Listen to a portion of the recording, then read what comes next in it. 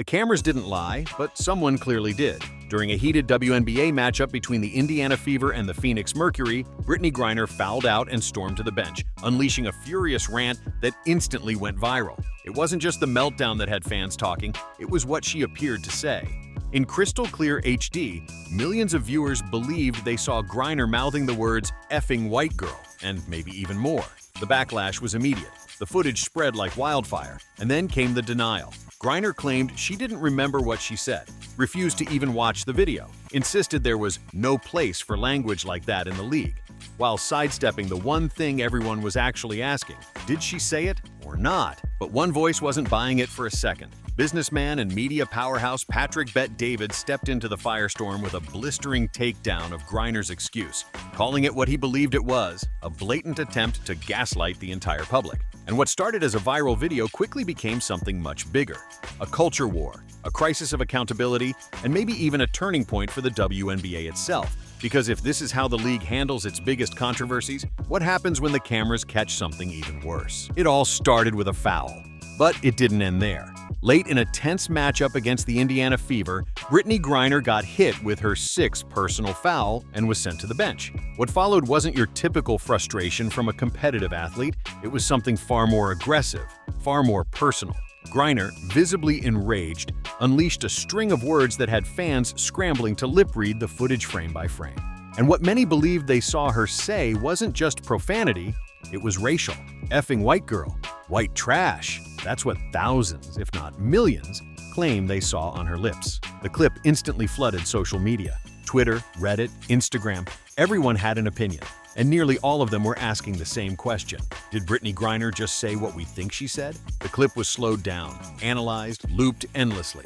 Fans compared different angles. Body language experts chimed in. And while there was no audio confirmation, the consensus was clear. People saw what they saw. This wasn't just heated trash talk. This was a potential racial slur caught in high definition, aimed directly at players like Caitlin Clark, who already seemed to be walking around with a target on her back this season. And while the league stayed silent, the outrage grew. But what really set everything ablaze was Griner's reaction once she was finally asked about it. When the dust finally settled enough for someone to ask Brittney Griner directly about the incident, the world held its breath. Maybe she'd take accountability. Maybe she'd explain what actually happened. Maybe she'd even admit to letting the emotions of the game get the best of her. None of that happened. Instead, in a now infamous interview with Outkick, Griner claimed she didn't remember what she said. Not that it didn't happen, not that people misunderstood her. She just couldn't recall. "I remember fouling out, being mad," she said, "but I honestly can't remember what I said." When the interviewer offered to show her the footage, the same footage that millions had already seen online, she flat out refused to watch it. Her exact words? "No, it wouldn't help." Let that sink in. A player accused of shouting a racial slur, caught on video in a widely shared clip, is offered a chance to clarify the situation and declines to even view the evidence. That response wasn't just evasive, it was strategic.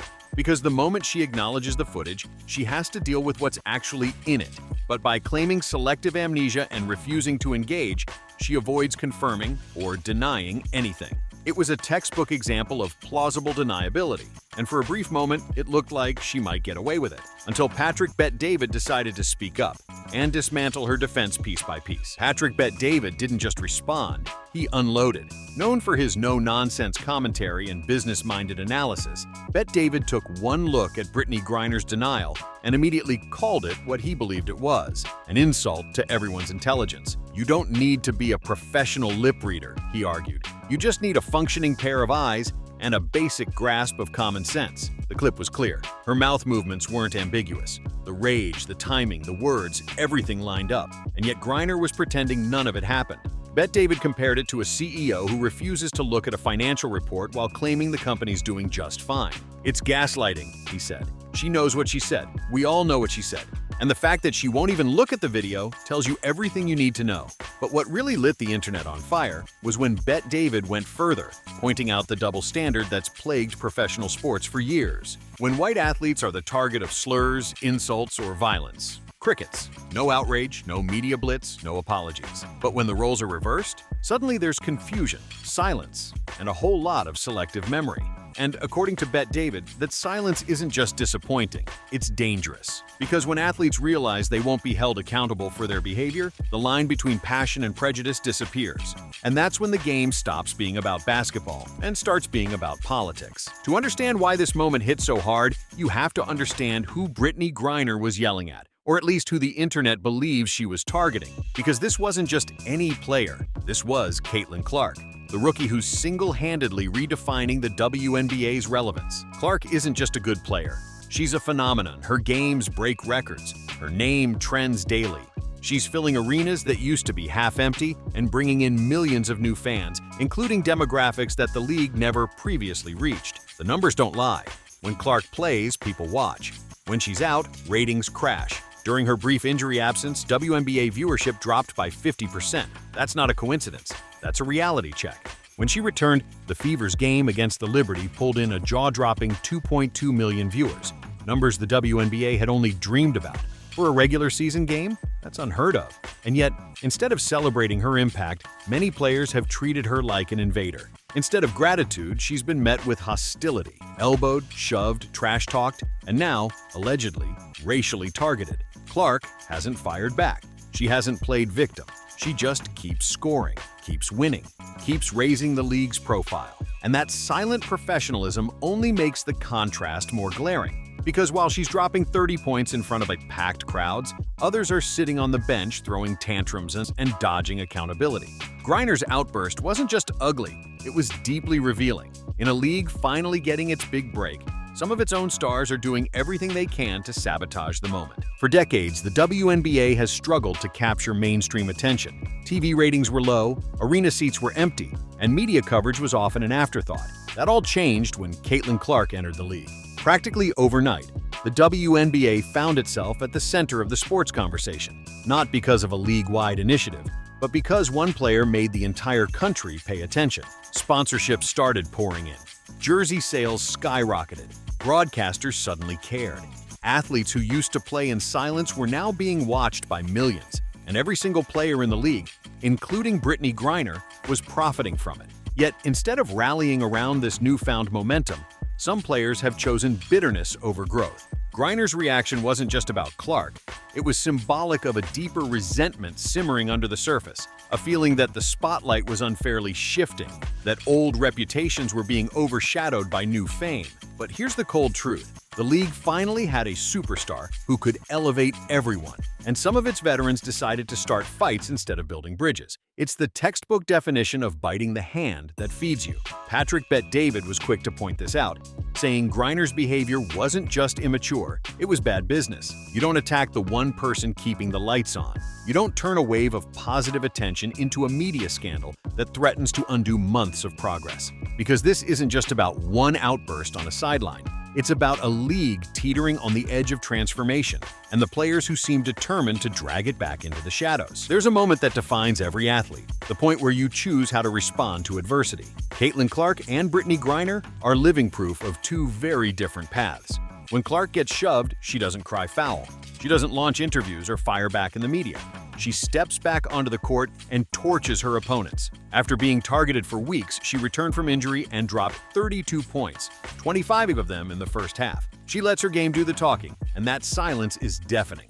Now compare that to Griner. Faced with criticism, she chooses denial. Offered a chance to clear the air, she runs from the footage. Accused of something millions of fans believe they saw with their own eyes, she doubles down on deflection. It's not the response of a competitor. It's the response of someone more invested in being seen as a victim than in rising to the occasion. Patrick Bet David nailed this difference. He wasn't just criticizing Griner's behavior. He was highlighting a mentality that's poisoning not just athletes, but entire institutions. The mindset that says, I'm untouchable. I don't need to take responsibility. If you call me out, you must be the problem. And when that attitude becomes normalized in a competitive environment, excellence dies. Merit gets replaced by manipulation. Truth gets buried under narratives. Clark's mindset? Earn it. Griner's? Escape it. And fans see the difference. They're not just watching the games anymore. They're watching who shows up with character and who folds when the spotlight turns uncomfortable. At first glance, this might seem like just another sports controversy. A player gets emotional, says something questionable, and walks it back. or in this case, pretends it never happened. But this moment with Brittney Griner goes far deeper than a sideline outburst. It touches on everything the WNBA is struggling with right now: identity, accountability, and the fight for credibility in the public eye. The league finally had the wind at its back. Caitlin Clark was ushering in a golden era. More fans, more money, more attention than ever before. It wasn't just hype, it was transformation. But then, out of nowhere, the conversation shifted. Not to Clark's record-setting performances or the Fever's rise, but to whether one of the WNBA's most recognizable veterans had just torched all that progress with a single moment of rage. And worse, whether the league would do anything about it. That's what makes this moment so dangerous. Not just what was said or how clearly it was captured, but what happens next. If Griner's denials go unchallenged, if the league turns a blind eye, if fans feel like obvious evidence gets ignored because it's politically inconvenient, the damage won't be limited to her reputation. It'll hit the entire brand. Because this isn't the pre-internet era. Everything is recorded. Everything is replayed. There's no such thing as plausible deniability when millions have already seen the truth. This was a moment where the WNBA could have shown it was ready for the big stage. Instead, it fumbled, and the message to fans was crystal clear. What you see doesn't matter. Only the narrative does. This wasn't just a PR disaster. It was a test of honesty, a test of leadership, a test of whether the WNBA is truly ready for the spotlight it's been begging for. Brittney Griner had a choice. She could have owned the moment, admitted frustration got the best of her, and moved on. Instead, she went the route of selective memory and arrogant denial. And in doing so, she underestimated one very important thing: the intelligence of her audience. Because the footage doesn't lie, and neither do the millions of fans who saw it with their own eyes. No matter how many times she claims, "I don't remember," no matter how many interviews dodge the obvious, the damage is already done, not just to Griner, but to the league's credibility. Patrick Bet-David's commentary wasn't brutal because it was mean. It was brutal because it was true. And truth has a funny way of cutting deeper than any insult. He called out the manipulation, the gaslighting, the cowardice of hiding behind vague answers while pretending to take the moral high ground. This controversy could have been over in a day. A sincere apology, a moment of accountability, and a renewed focus on the game. But instead, it became a weeks-long spectacle, dragging down the league's momentum and exposing the cracks in its foundation. If the WNBA wants to keep rising, it has to decide. Does it care more about protecting egos or protecting its future? Because Caitlin Clark is doing her part. She's delivering numbers, bringing in fans, and raising the bar. But if the league around her keeps playing defense for bad behavior, even she won't be able to outrun the collapse. The question now isn't what Brittney Griner said. That part's clear. The question is, what is the league going to do about it?